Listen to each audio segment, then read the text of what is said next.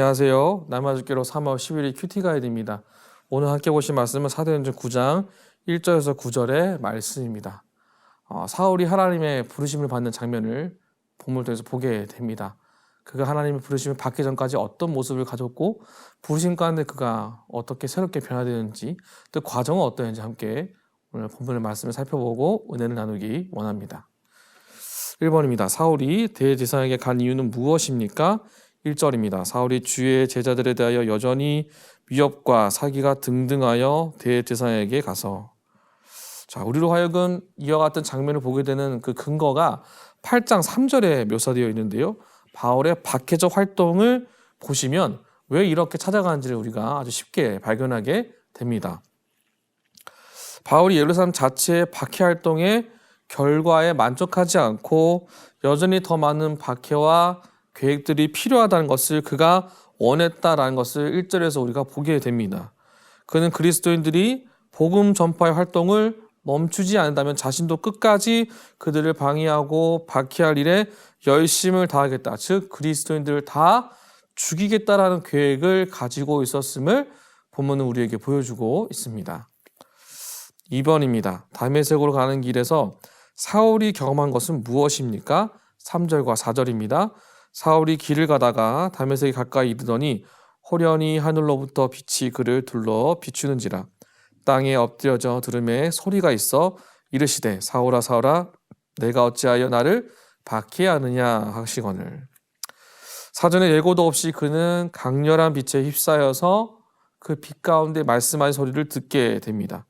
자, 이는 하나님의 계시라고 생각할 수 있는 두 가지 특징이 있는데, 첫 번째는 밝은 빛이 비춰졌다. 이것은 곧 하나님의 영광의 표현을 묘사하는 것을 우리가 보게 됩니다. 일반적으로 사람은 하나님을 볼 수 없다는 것으로 우리가 주장되기 때문에 그 빛의 효과가 눈을 멀게 하는 것임 동시에 우리가 예상하지 못한 소리 가운데 임하게 되었다는 것을 보게 되는 것이죠. 두 번째가 바로 소리입니다. 어디에서도 알 수 없는 소리가 귓가에 울리게 되었고 자신이 알 수 없는 존재에게 이야기를 들음으로 인하여서 스스로가 고민하고 나 자신을 돌아보게 만드는 변곡점이 생겼다라는 것을 본문은 우리에게 이렇게 자세하게 보여주고 있음을 보게 됩니다. 3번입니다. 다메섹에서 예수님을 만난 사울은 어떻게 됩니까? 8절과 9절입니다.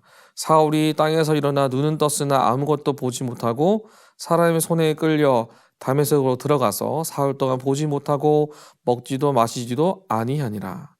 바울이 밝은 빛과 마주쳤을 때 그의 눈을 감은 것은 본능적인 반응, 행위였을 겁니다.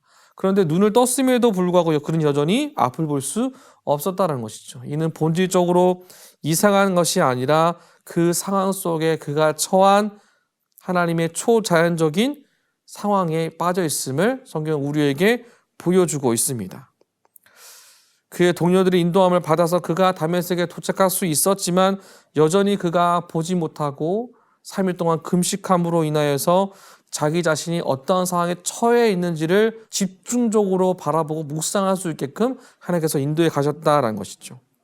더 나아가서 지금까지의 자신의 행위가 얼마나 극악무도하고 하나님으로부터 죄된 모습이었음을 스스로가 돌아볼 수 있는 3일의 시간을 가짐으로 그 마음속에 충격이 있었을 것이고 아마도 그가 회개의 자리로 회개의 마음으로 바뀌어지지 않았을까. 우리가 이 본문을 통해서 그의 모습을 살펴보게 되고 사울이 바울로 바뀌는 변화의 모습이 있음을 보게 됩니다. 4번입니다. 예수님께서 사울의 눈을 멀게 하신 이유는 무엇인지 묵상해 봅시다. 주께서는 그의 소명의 다음 단계를 이와 같이 준비하고 계셨다는 것을 성경 우리에게 보여주고 있습니다. 환상의 효과는 사울이 그리스도인들을 박해함으로써 그가 예수님을 핍박하고 있다는 것, 무엇보다 예수님을 핍박함으로써 그는 지금 하늘의 지위를 획득하시고 하나님에 의해 신원되시고 지지받으신 분을 핍박하고 있다는 것을 스스로가 깨닫게 되는 좋은 포인트가 그에게 있었다라는 것이죠. 하나님의 좋은 소식이 임하여져서 그가 더 나은 사람, 박해하는 사람이 아니라 좋은 사람, 복음 앞에 온전하게 반응할 수 있는 사람으로 바뀌어지게 된 것, 그가 진정 하나님을 만난다면 바울은 기꺼이 순종할 것을 성경 우리에게 보여줌으로써 우리에게도 이와 같은 순종의 자리가 나타날 것을 믿고 달려가는 은혜가 필요하다라는 것을 우리가 스스로가 보게 됩니다. 마지막 5번입니다. 나의 완악한 마음을 꺾고 하나님 앞에 굴복한 경험이 있습니까? 겸손하게 하나님의 뜻을 따르기 위해 결단할 것은 무엇인지 생각해 봅시다. 하나님을 박해하지는 않았지만 하나님의 계획을 따라가지 않고 움직이지 않는다면 믿음이 있어도 하나님을 반대할 수 있습니다. 충분히 반대하고 충분히 거짓된 모습으로 살아갈 수 있다라는 것이죠. 믿음이 있다고 할지라도 그 마음속에 완악함이 있고 스스로를 돌아보지 않는 낮은 자의 마음이 주어지지 않았다면 우리 또한 그렇게 사울처럼 살아갈 수 있다라는 것이죠. 여러분, 이 아침에 우리의 마음속에 이와 같은 거짓이 쌓이지 않도록 매 순간 열심을 다하여서 가장 중요한 가치, 하나님 앞에 겸손히 나아가고 그 부르심 가운데 순전함으로 나아가는 그런 하나님의 질서와 계획이 나라는 사람으로부터 순적하게 이루어질 수 있는 그 은혜의 역사가 우리의 삶 가운데 또 오늘 이 아침부터 아름답게 시작되시기를 주님의 이름으로 축복합니다.